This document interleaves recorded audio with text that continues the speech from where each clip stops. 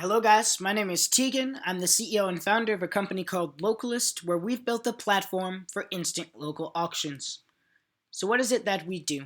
We've developed a defensible way to profit 50 krona per item in a market where 15,000 items are posted every single day in Denmark alone. And how do we do this? Well, on Lokalist, this is a new tent, and the seller has told us exactly what price they want for it. But on Lokalist, the price of items are hidden, and as a buyer, you get 3 chances to make an offer.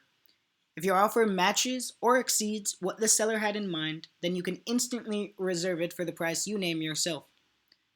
Let's do a quick example here. How much do you think this tent was worth? Take a second and think of a fair offer. If you guessed anything above 87 krona, the price on this tent from Lokalist.dk, then you would have been able to reserve this item for the price you named yourself. Lokalist, in turn, would have made a 25% cut of the overbid. See, on Lokalist, everybody wins. The seller will always get their minimum or more. The buyer will only pay the price they named themselves. And Lokalist will only make money off the difference in value between the two people. In this particular case, the average bid was about 500 krona on the tent, meaning that the seller would make 310 instead of 87, and Lokalist would make about 100 krona for each tent sold on the site. And the used goods market potential is huge. Annually, there's about 500 million items that are posted per year on sites like DBA, Facebook, and Craigslist in Europe alone. 500 million items times about 50 krona per item in profit means there's a potential 25 billion krona in annual European profits on the table, and that we break even at about 500 sales a month. If you're thinking why would people buy this way, you're not entirely crazy. But people already do this when they go to garage sales and markets. So in that situation, there's a bunch of items on the table, but there's no price tag. And the buyer walks up and says, "Hey, how much for this cutlery set?" The seller in return goes, "I don't know, how much would you give me?" The buyer then, without knowing what exactly the price is, makes an offer on what they think the item is worth, and if it matches what the seller had in their mind, then they can instantly win the item for the price they named themselves, and complete the transaction. We know that two-sided platforms where there's buyers and sellers are hard, but Lokalist is not a typical two-sided marketplace, and that we don't need buyers and sellers, we only need buyers and items. That's why we are currently training power sellers on how to flip items for profitability and developed a method that allows us to upload the inventory of a web shop that wants to work with us at the click of a button. Our current traction, we've been live for about 2.5 months. There's 500 monthly active users on the site, which is generating about 30 sales a month.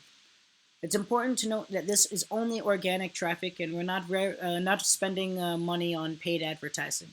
And all of this has resulted in about 25,000 Danish krona in monthly recurring revenue. Now, why can't others do this?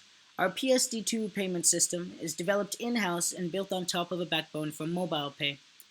It's special because it protects users from fraud and handles returns and cancellations instantly and with zero fees.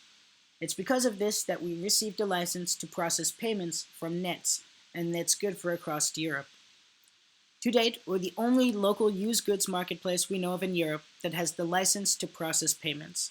And without being able to process payments, you cannot copy our business model. Right now, we are a 4-person core team with 2 advisors. The CEO and CTO have both worked and launched a successful startup before. All of the people are technical founders, and we currently hold monthly meetings in person with our investors and advisors.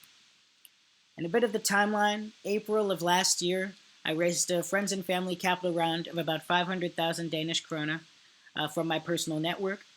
Then I received a visa as an American to start a company in Denmark. They only give 50 of them out per year, so I was quite excited and honored to be able to receive it.